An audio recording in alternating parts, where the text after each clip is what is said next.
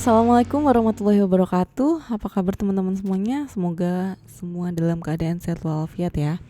Nah, di sini kita akan membahas tentang penilaian kinerja dan harga transfer.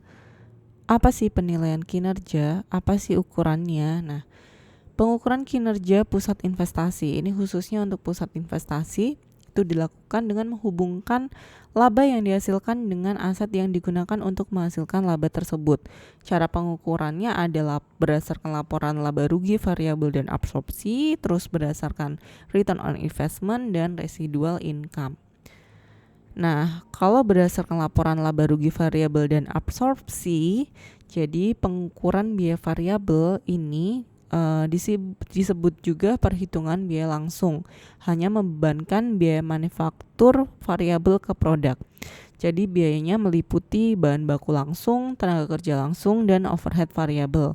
Sedangkan kalau pengukuran biaya absorpsi, di sini membebankan semua biaya manufaktur pada produk.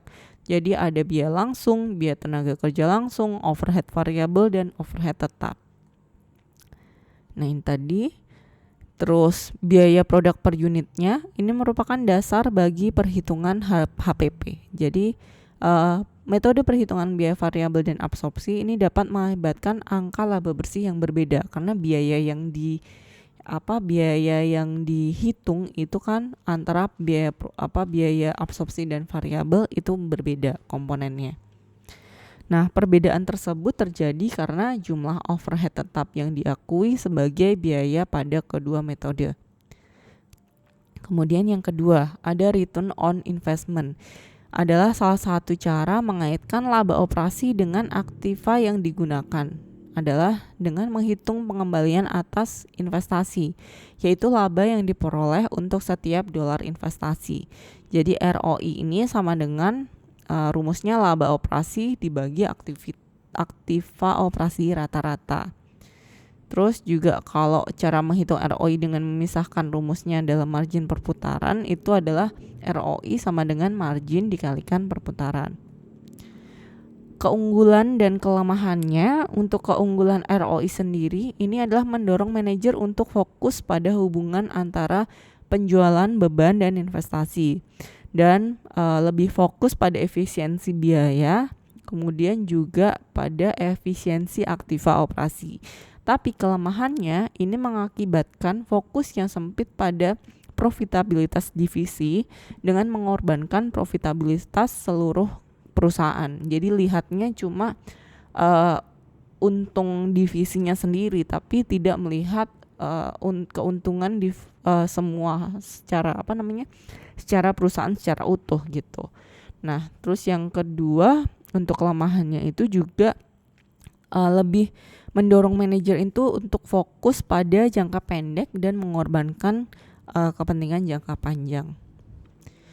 Yang ketiga, residual income. Di sini untuk mengatasi akibat negatif penggunaan ROI, maka dapat digunakan RI ini dapat digunakan sebagai ukuran kinerja pusat investasi. Jadi RI ini adalah laba operasi dikurangi dengan rate of return minimum dikalikan aktiva operasi. Keunggulannya di sini lebih mendorong manajer sama ini hubungannya antar perjualan beban dan investasi, juga lebih ke efisiensi biaya dan aktiva operasi. Kemudian kelemahannya ini mengakibatkan kelebihan RI di sini adanya RI ini semua unit bisnis mempunyai tujuan laba yang sama dengan investasi yang sebanding. Kemudian juga keputusan yang meningkatkan ROI pada pusat investasi mungkin menurunkan laba keseluruhan, sehingga jika menggunakan RI, investasi yang menghasilkan laba lebih besar daripada biaya modalnya akan meningkatkan RI secara ekonomis menarik bagi manajer. Jika menggunakan RI, maka dapat diterapkan tingkat bunga atau biaya modal yang berbeda untuk tipe aset yang berbeda. Nah, kemudian untuk harga transfer. Jadi harga transfer ini harga yang dibebankan untuk suatu komponen oleh divisi penjual pada divisi pembeli di perusahaan yang sama. Bagaimana sih cara menilai barang-barang yang ditransfer? Yang pertama, ketika divisi-divisi ini berlakukan sebagai pusat pertanggungjawaban, maka divisi tersebut dievaluasi berdasarkan laba operasi, ROI, dan RI atau EVA. Nah, jika nilai barang yang ditransfer itu merupakan pendapatan bagi divisi yang menjual dan biaya bagi divisi yang membeli. Jadi misalkan divisi A itu menjual barang ke divisi B. Nah, harga jualnya ini adalah harga transfer. Nah, harga transfer aktual ini tidak mempengaruhi perusahaan sebagai kesatuan. Penetapan harga transfer ternyata mampu mempengaruhi tingkat laba yang dihasilkan oleh perusahaan.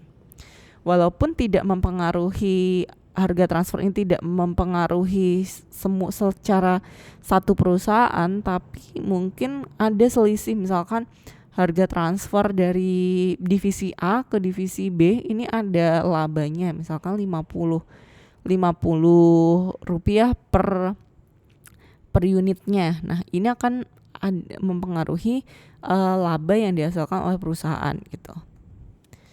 Jadi kebijakan penetapan harga transfer ada 3, berdasarkan harga pasar, berdasarkan biaya, atau harga transfer yang dinegosiasikan. Nah, kalau berdasarkan harga pasar di sini penentuan harga transfer yang paling independen, karena barang yang diproduksi unit penjual dihargai sama dengan harga yang berlaku di pasar, sehingga ada laba yang mungkin lebih tinggi karena harganya kan harga pasar mungkin lebih tinggi daripada HPP-nya seperti itu, sehingga ada selisih labanya. Nah, sedangkan kalau harga transfer berdasarkan biaya di sini ya penggunakan metode penetapan harga atas dasar biaya yang ditimbulkan oleh divisi penjual dalam memproduksi barang atau jasa. Jadi sesuai dengan HPP-nya. Jadi tidak ada laba seperti itu.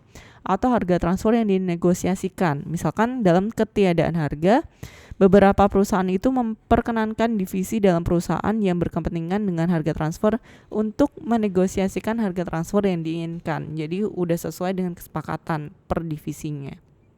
Sampai di sini teman-teman untuk materi kali ini. Kita akan lanjut untuk materi selanjutnya di podcast selanjutnya, dan wassalamualaikum warahmatullahi wabarakatuh.